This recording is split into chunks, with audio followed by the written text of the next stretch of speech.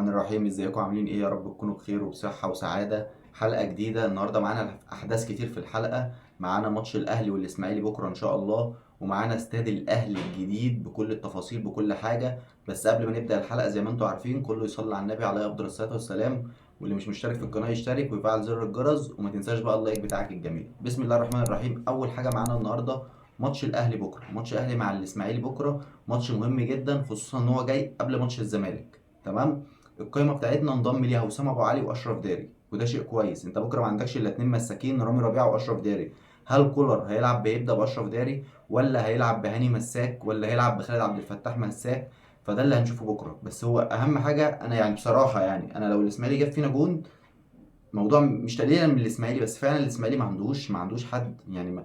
مع خط هجومه في مين؟ مروان حمدي دكتور بيجيب جون وبيلبس بالطو. ما عندهمش الا نادر فرج المهاجم، هو اللي ملفت بس شويه، لعيب كويس، مهاجم كويس. لكن باستثناء نادر فرج الفرقه كلها يعني على الله. انت تكسبهم بالراحه كده، يعني تكسبهم 3 4 بالراحه. فاتمنى ان احنا ما نعملش زي الماتش اللي فات ونسهل على نفسنا الماتش ده، وفي اول ربع ساعه كده نجيب جون واتنين. اتمنى اشوف وسام ابو علي بكره. اتمنى اشوف اشرف داري بكره اللي هو جاي يتعالج عندنا، عشان انا بالنسبه لي انا يعني انا كشخص، لو اشرف داري اتصاب تاني في الفتره اللي جايه دي فهو لازم يطلع بره النادي الاهلي. يعني خلاص بقى، هو إنه مش ماشيه معاه، يعني هو مش ماشيه معاه خلاص. فلازم اشوف بقى اشرف داري بكره يلعب، لازم اشوف وسام ابو علي ارجعه تاني الملعب، هحتاجه جدا في ماتش الزمالك. كمان في خبر كويس ان اشرف بن شرقي خلص كل حاجه والتاهيل بتاعه وكل حاجه، وهيبقى موجود وهيبدا ماتش الزمالك. يعني ده خبر ان اشرف داري جاهز بنسبه 100%. بس مش موجود بكره في القايمه، هيبقى موجود من ماتش الزمالك، واعتقد ان هو يلعب لان انت ما عندكش وينجات. فاعتقد ان هو هيلعب ماتش الزمالك اشرف بن شرقي. لكن اشرف داري موجود بكره. مين كمان معانا؟ اسامه ابو علي موجود بكره. اتمنى ان الاثنين دول يشاركوا. اتمنى ان اشوف احمد رضا، انا عايز اشوف احمد رضا. حاجه النهارده كولر عملها كويسه جدا، حوار محمد عبد الله. جاب محمد عبد الله واشتغل معاه فردي على الكور اللي بالراس، اتلعب بالراس، عشان محمد عبد الله ضيع كوره الماتش اللي فات بدماغ، الماتش اللي قبل اللي فات بدماغه. فهو شكله بيجهزه ان هو يبدا الماتش بتاع بكره. واتوقع ان هو هيبدا ماتش بكره محمد عبد الله.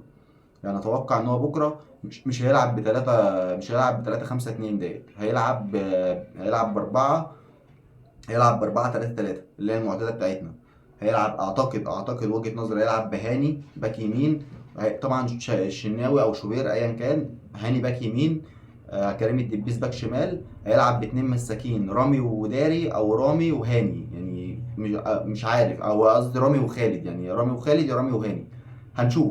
هنشوف الدنيا هتبقى فيها ايه في حته الدفاع ديت. هيلعب قدامهم بمروان عطيه والسوليه وامام، ويلعب بحسين الشحات وينج وبتاع دوت ومحمد عبد الله، وقدامهم جراديشار، وهيخلي وسام بديل. ده توقعي. وممكن يريح امام الماتش ده، يعني ممكن يريح امام الماتش ده. فهنشوف بكره الدنيا. المهم في الليله دي كلها ان احنا ان شاء الله ربنا يكرمنا ونكسب الماتش ده باي حاجه. باي حاجه، المهم نكسب الماتش ده ونعدي، عشان ماتش الزمالك يوم 22 ماتش مهم جدا جدا جدا ان شاء الله للنادي الاهلي. وان شاء الله نكسب الماتشين اللي جاي، كام ماتش اللي جايين في الدور الاولاني دوت، ونركب الدوري باذن الله. ده ما يخص ماتش الاهلي والاسماعيلي. توقعاتي للنتيجه ان شاء الله الاهلي يكسب 2-0 او 3-0 باذن الله. حته الاستاد واللي احنا شفناه امبارح، انت بتشوف عظمه.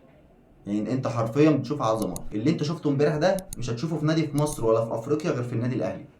يعني انت اللي شفته امبارح ده مش هتشوفه في مصر ولا في افريقيا الا للنادي الاهلي. استاد سعته 42,000. في ناس انا شفت ناس بتقول الساعه قليله. قال لك مش هينفع يعلوا عن الارض ازيد من 15 متر، عشان في طيران هناك في الشيخ زايد وحاجات زي كده. فاللي هي دي حاجات مش بايديهم، هم كانوا عايزين الاستاد 90,000، فما قدروش يخلوا الساعه اكبر من 42,000. وانا شايف الساعه دي كويسه. انت في مطوشه الدوري ما بيحضرش 2000 3. هو اي نعم لما يبقى استاد الاهلي ان شاء الله، يعني هو الاستاد هيبقى جاهز كمان 4 سنين 2029. لما يبقى استاد الاهلي اتوقع ان الحضور هيبقى اكبر بكتير طبيعي. استادك ومش الملعب مش هيبقى فاضي اتوقع دوت. بس انت بتتكلم ان انت هتحتاج الملعب كله في مطوشه افريقيا، المطوشه اللي هي الكبيره، نهائي قبل نهائي مش عارف ايه، هتحتاج الملعب كله. فانا شايف 42 ومفيش تراك بمقام 80 وفي تراك، دي وجهه نظري. يعني انت بتتكلم في 42,000 ومفيش تراك، الجمهور منه للملعب على طول. ده رعب لاي فرقه تخش الملعب، رعب. بس اتمنى ان احنا ما يجيش مثلا يبقى 42,000 ويجي بعد كده يقول لك ايه اول 3 4 صفوف في المدرجات محدش بيقعد فيهم. اتمنى، لا انا اتمنى ان احنا نقعد من اول صف، من اول صف. فده كله هنشوفه لسه، يعني ده يعني ايه، بدري قوي الكلام عليه لان لسه 4 سنين. بس هي حاجه فخر للنادي الاهلي. كابتن محمود الخطيب كان تعبان جدا وباين عليه التعب امبارح، الف سلامه عليه طبعا. ولو كان حد بينتقد كابتن محمود فكلنا بنحبه، بس انت بتنتقد حبا في النادي، مش ضد كابتن محمود. فاللي احنا شفناه امبارح ده بجد فخر لكل اهلاوي. الاستاد هيخلص كمان 4 سنين في 2029 ان شاء الله. هيبقى الاستاد موجود، الاهلي ممكن يقدر يلعب، يعني الاهلي هيبقى متوشته كلها عليه بقى، متوشه الدوري، متوشه افريقيا. كمان عرفنا امبارح ان متوشه الاهلي هتتذاع، متوشه الاهلي في كاس العالم هتتذاع على قناه الاهلي، وده شيء جامد جدا جدا. واتمنى ان بعد كده متوشه الاهلي كلها في اي بطوله تتذاع على قناه الاهلي. يعني اتمنى بنلعب في الدوري، بنلعب في افريقيا، بنلعب في كاس، بنلعب في سوبر، بنلعب في كاس عالم، في انتر كونتيننتال، اي حاجه يبقى على قناه الاهلي ويجيبوا لنا معلق حلو وخلاص. على كده مش عايز حاجه تاني. يعني انا ده اللي انا عايزه، انا مش عايز اتفرج على اي قناه تانية، انا عايز اشغل قناه الاهلي. فاتمنى ان دي تبقى خطوه للفتره الجايه تتعمل. اتمنى ان دي تبقى خطوه يعني في المرحله الجايه ان خلاص قناه الاهلي نعتمد عليها بشكل رسمي، ماتشاتنا عليها، معلق كويس يعلق على الماتشات بتاعت الاهلي، كل ماتشات الاهلي بتبقى متذاعه على قناه الاهلي. الاستاد فيه كل حاجه، هي هتبقى مدينه رياضيه مش هيبقى استاد بس. يعني هيبقى مدينه رياضيه كامله متكامله، مش هيبقى استاد بس. في مستشفى وفي متحف وفي كل حاجه وفي فندق وفي كل حاجه وفي باركنج وفي بص كل اللي انت تتخيله هيبقى موجود هناك. بس انت بتتكلم في 4 سنين. في ناس بقى انا شفتها امبارح بتتكلم في حته ان ما هو ياما قالوا لنا تم وضع حجر الاساس ومفيش حاجه اتحركت ومفيش حاجه اتعملت. الموضوع مختلف، في تنفيذ على ارض الواقع. وفي انت كل شهر هتبص هتلاقي في حاجات بتحصل. وقال لك في 4 شهور هيبقى حفر تحت الارض، انهم يحفروا 15 متر تحت الارض، وده مكان يعني مسافه كبيره. ففي 4 شهور هيبقوا حفر، بس في 4 شهور هيبقوا حفر الارض. فانت كل فتره اكيد قناه الاهلي هتجيب لك كل فتره تطورات في الموضوع ايه. فانا شايف لا الموضوع مختلف عن كل مره، والناس تطمن. وان شاء الله ده حلم كنا بنحلمه من سنين ودي بيتحقق اهو. 4 سنين مش كتير، يعني 200 اسبوع مش كتير، يعني 200 اسبوع مش كتير. ده قضية قفشه عدى عليها 220 اسبوع، ف 200 اسبوع مش كتير.